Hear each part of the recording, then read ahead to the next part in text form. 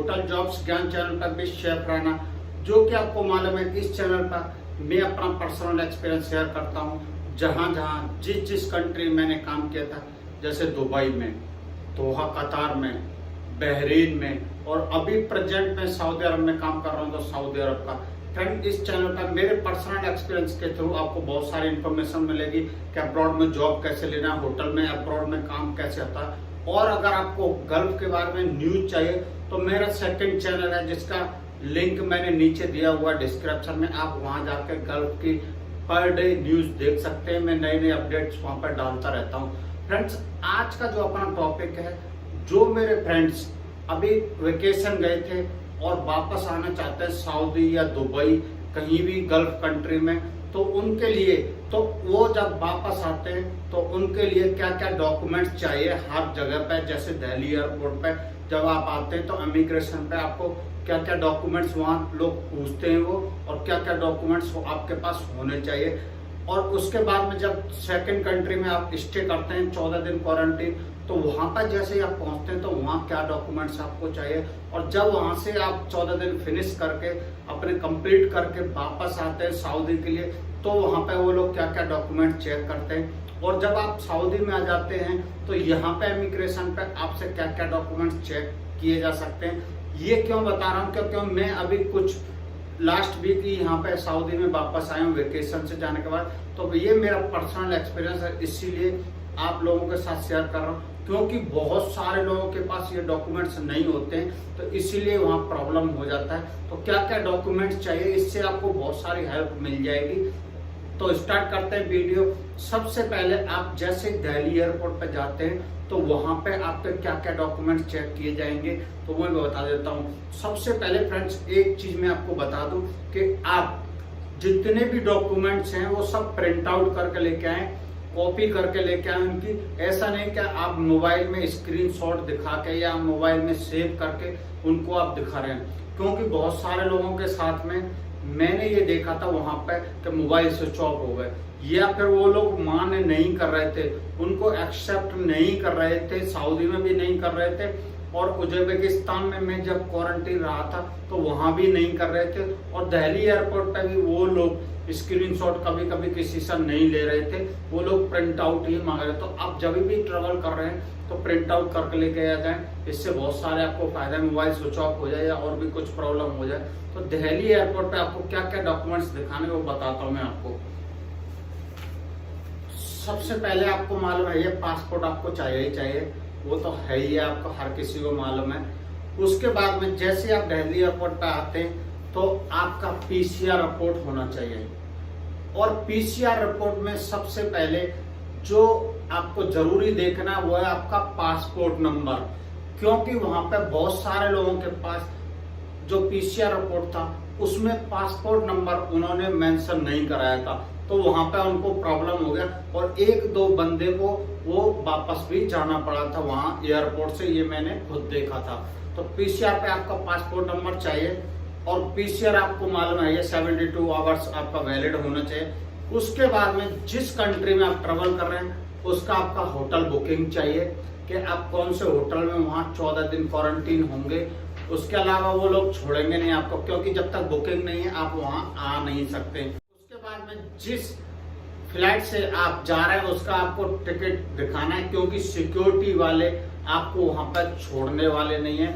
अगर आपके पास टिकट नहीं है तो वो आपको अंदर आने ही नहीं देंगे, इसलिए आप प्रिंट आउट करके टिकट भी ले लीजिए।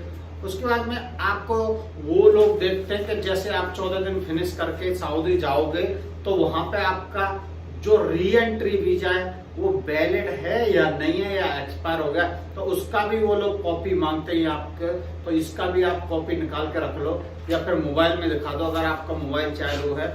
उसके बाद में जो नेक्स्ट डॉक्यूमेंट है फ्रेंड वो इकामा, वो लोग आपका इकामा भी मांगेंगे, आपका इकामा वैलिड है, कहीं एक्सपायर तो नहीं हो गया है, क्योंकि ये सारा ट्रेवल वाला कंपनी जो है उनके ऊपर ही आता है। आपने देखा होगा कि एक ट्रेवल कंपनी जो पाकिस्तान से आई थी, पाकिस्तान एयरवेज, तो उनको वापस भेज दिया था सऊदी गवर्नमेंट ने, क्योंकि उन्होंने मुकीम जो .com है सऊदी गवर्नमेंट का वेबसाइट, उस पर रजिस्ट्रेशन नहीं किया था तो वापस भेज दिया था। ये सारी जानकारी आपके लिए बहुत महत्वपूर्ण है। नेक्स्ट फ्रेंड, आपने जो वैक्सीन लगाया है उसका सर्टिफिकेट भी आपके पास होना चाहिए, वो भी अटेस्टेड होना चाहिए, जो किसी से भी अटेस्टेड आप करा सकते हैं। तो ये सारे डॉक्यूमेंट्स आपको एयरपोर्ट पर चाहिए, दिल्ली एयरपोर्ट पर फ्रेंड्स। उसके बाद में जैसे आप 14 दिन क्वारंटीन हो जाते हैं, उसके बाद में आप सऊदी के लिए जाते हैं या दुबई के लिए जाते हैं, तो वहां पे एयरपोर्ट पे आपको सबसे पहले, जब जिस कंट्री से आप आ रहे हैं, सबसे पहले वो लोग होटल का वाउचर देखते हैं। बहुत सारे लोग हो सकता है नहीं भी देखें। वाउचर मीन्स क्लियरेंस, कि आपने 14-15 दिन वहां रहा, कुछ ऐसा तो नहीं पेमेंट वगैरह किया या नहीं किया, तो उसका क्लियरेंस वो लोग देखेंगे। जिस होटल में आपने स्टे किया तो उसका आपको वाउचर जरूर लेना है, उसका क्लियरेंस जरूर रहना है कि आपको वहां पर मिल ही जाता है इजीली, ऐसा कोई प्रॉब्लम नहीं है। उसके बाद में जो आपका सबसे मेन चीज है वो है RT-PCR। तो वो लोग उसके बाद में आपको RT-PCR देखेंगे, आप क्या आपने RT-PCR कराया, और कराने के बाद में वो नेगेटिव है या पॉजिटिव है। क्योंकि पॉजिटिव होगा तो वो लोग आने नहीं देंगे आपको, आप खुद ही नहीं आओगे, ये तो बात आपको मालूम ही है। तो वो लोग RT-PCR देखेंगे, क्योंकि जिस कंट्री में आप जा रहे हैं वो कंट्री में जो फ्लाइट आपको लेकर जा रहे हैं वो फ्लाइट पे बैन हो सकता है, वो फ्लाइट पे जुर्माना हो सकता है। इसीलिए ये सारे डॉक्यूमेंट्स हर जगह पे बहुत बारीकी से चेक किए जाते हैं। उसके बाद में आपसे नेक्स्ट जो डॉक्यूमेंट्स देखा जाएगा वो है मुकीम.com पे आपने रजिस्ट्रेशन किया है या नहीं किया है। नहीं तो अगर आपने रजिस्ट्रेशन नहीं किया है तो सऊदी में आप एंट्री नहीं कर सकते हैं, वो एयरपोर्ट से ही आपको वापस कर देंगे, चाहे आपने वैक्सीन लिया या नहीं लिया, उसमें सारे ऑप्शन है। मुकीम.com पे आपको रजिस्ट्रेशन करके ही आ जाना है और उसका प्रिंट आउट करके ले जाना है आपको फ्रेंड्स, या फिर मोबाइल में स्क्रीनशॉट मार के ले जा सकते हैं, ऐसा कोई प्रॉब्लम नहीं है। नेक्स्ट, उसके बाद में जैसे आप सऊदी एयरपोर्ट पे पहुंच जाते हैं या दुबई एयरपोर्ट पे पहुंच जाते हैं, तो वहां पर सबसे पहले आपका RT-PCR टेस्ट चेक होगा। जो आपका RT-PCR है वो पहले काउंटर पर चेक होगा।